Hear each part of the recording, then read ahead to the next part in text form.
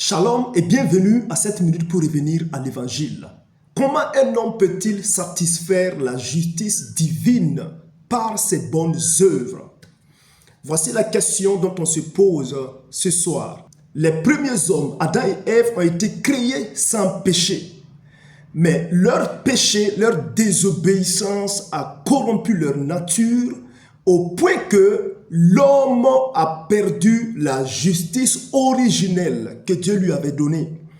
Et comme Adam était le représentant légal de toute la race humaine, alors toute sa descendance a été également corrompue par le péché. Au point que tous ceux qui naissent de lui désormais naissent avec le péché.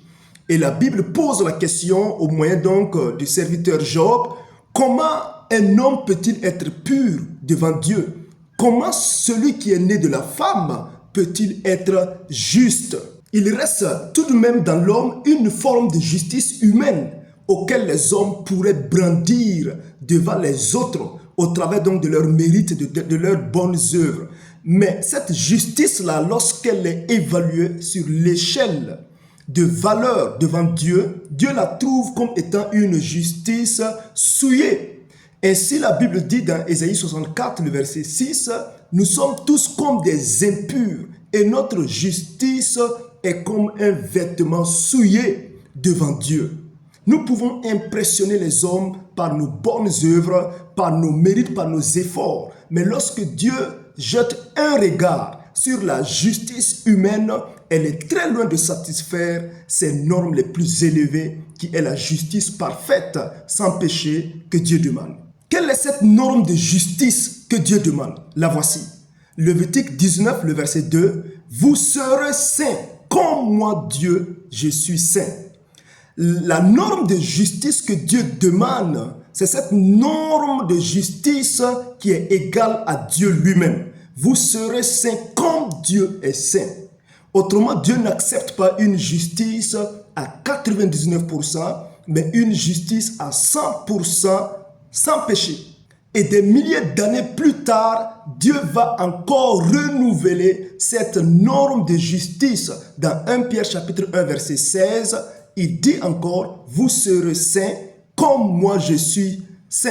De la même façon qu'il a dit, qu'il en a parlé aux croyants de l'Ancien Testament, il garde toujours cette norme élevée pour les croyants du Nouveau Testament. Ça veut dire que Dieu n'a pas revu à la baisse cette norme de justice élevée qu'il demande pour tout homme en toute époque et en tout temps. Peu importe votre religion, peu importe que vous soyez musulman, catholique, chrétien, animiste ou autre, Dieu demande une justice parfaite pour quiconque veut aller au paradis. Malheureusement, le constat que Dieu fait est qu'il n'y a pas de juste, pas même un seul. Nul ne fait le bien à l'égard de Dieu.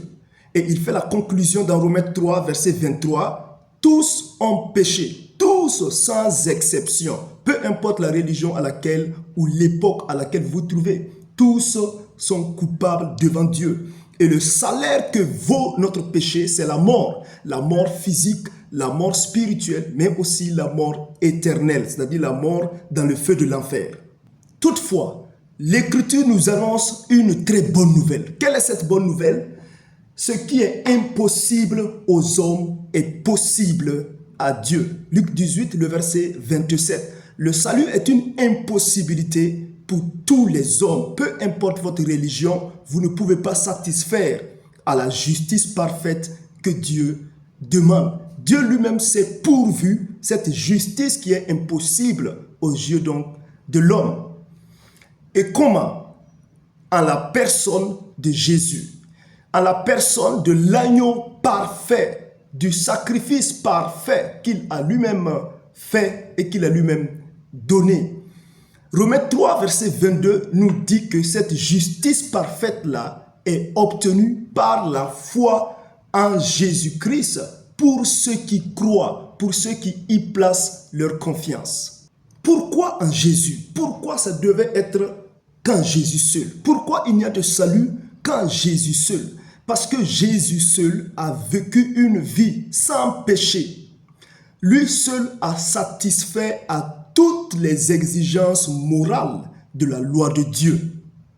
Ainsi, lui seul peut imputer cette justice-là gratuitement à ceux qui croient, recevant sur lui le péché et ayant donc expié ce péché-là par le sacrifice à la croix pour ceux qui placent leur confiance en lui.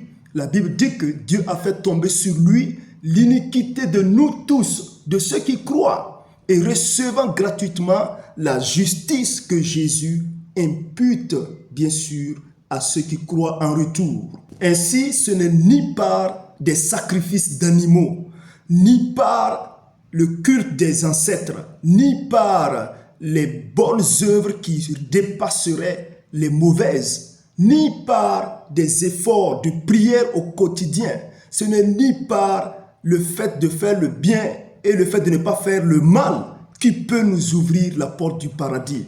Ce n'est pas par le baptême d'eau, ce n'est ni par les dîmes, les offrandes, ce n'est ni par le fait de s'efforcer pour paraître juste devant Dieu qui peut nous justifier devant Dieu. Mais c'est seulement en croyant, en renonçant à sa propre justice humaine insuffisante et en plaçant sa foi, sa confiance en celui-là qui a acquis la justice parfaite par sa vie et par sa mort, savoir Jésus-Christ. La Bible dit que celui qui croit en lui a la vie éternelle. Mais celui qui ne croit pas en lui n'a pas la vie. Mais quoi? La colère de Dieu demeure sur lui. Soyez bénis et demeurez connectés pour plus d'enseignements centrés sur la Bible. Shalom, que le Seigneur vous bénisse.